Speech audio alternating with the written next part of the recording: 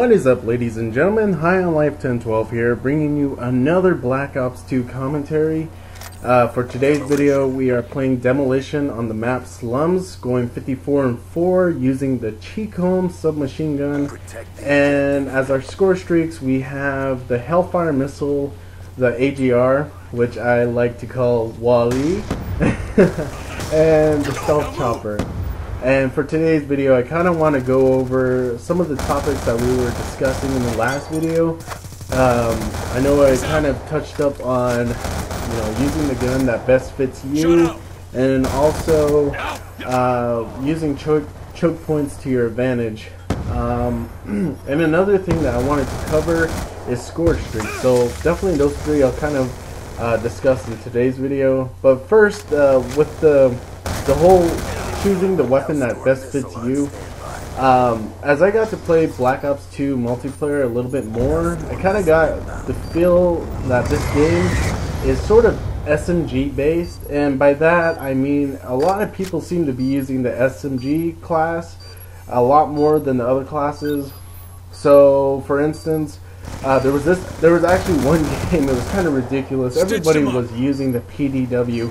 Like every single person in that lobby was using the PDW, and every time I tried to pick up a gun, it was the PDW.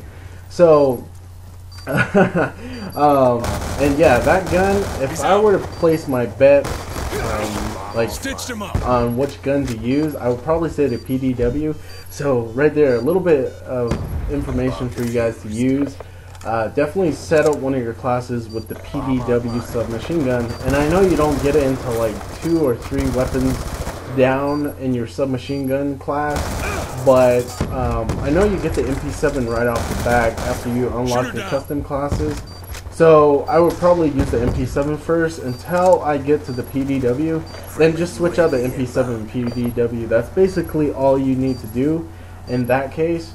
But again, I know I said to use a weapon that feels really comfortable to you, but at the same time, I don't want you guys to go down in flames. So I would say start off with a submachine gun first, and then after that, start experimenting with some of the other guns in the other classes.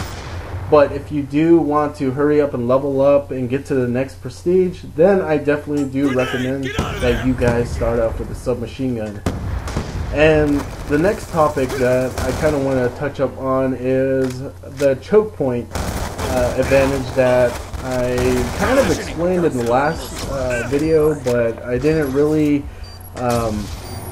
point out why you should use choke points to your advantage. In this game, it kind of seems like rushing is not an option. I know in the previous installments of Call of Duty, like, you could just run all over the place and you could like get your kills easily and then hide out somewhere and use your score streaks or kill streaks, that is, to get whatever you needed for your next kill streak. But for this game, it seems like you kind of need to stay back. You gotta play a little bit more defensively. So choke points are a big thing in this game, and like I said, buildings, obstacles, anything that really separates you from the enemy is a good thing for you, because you can use it to take cover from enemy fire, and then you can pop out and use the head glitch that I was discussing in the last video. You could use the head glitch and then, take out that other enemy player. So choke points are a big thing in this game, and as you can see in this video, I kind of go back and forth between this brick wall, or this brick box that's right by the bomb site, and then also the fountain, because I don't want to go like into their spawn and then end up getting killed and having to respawn back at the other side of the map. I kind of want to just work back and forth and try to build up my kill streaks as much as I can. And then in the next round, actually, I start to call in my score streaks, and we ended up winning, because obviously you can't win if there's so many things that are called in terms of score streaks. I actually called in 2 of my Wallies, and then also I called in both of my stealth choppers, but not at the same time. I don't think you can do that. So, but like I said, definitely use choke points to your advantage. It's kind of a kind of a difficult thing for me to do because I've always been that type to rush. But for this game, I kind of took a step back and I was like, hey, you know what? Just let the people come to me. Instead of me trying to chase around like some individual around the map or just playing merry-go-round, you know? Like, instead, just stay back where I feel comfortable, and then ultimately I'll get my kills. So, and another thing too, I never mentioned this in the last video, but score streaks are really important in the sense that they help you get your kills, and then they also, you know, help back the enemy off from the objective. So when you're starting out, I know you start out with like I believe it's UAV, lightning strike, and then also the dragonfire. And it's kind of difficult to get your dragonfire, and also even your lightning strike. It's really something that you have to be really patient to get.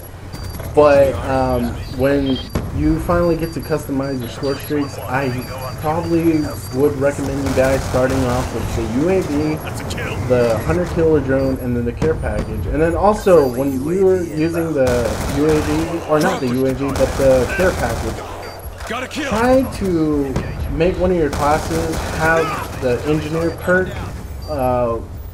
equipped, because you can actually re-roll that care package in case you get like a UAV and a counter UAV, which you know you can get easily, but you want something else, you want to try your chances on getting something else, then definitely use the engineer perk, because you'll be able to re-roll that care package, and then ultimately you'll get your whatever other kill streak there is that is out there.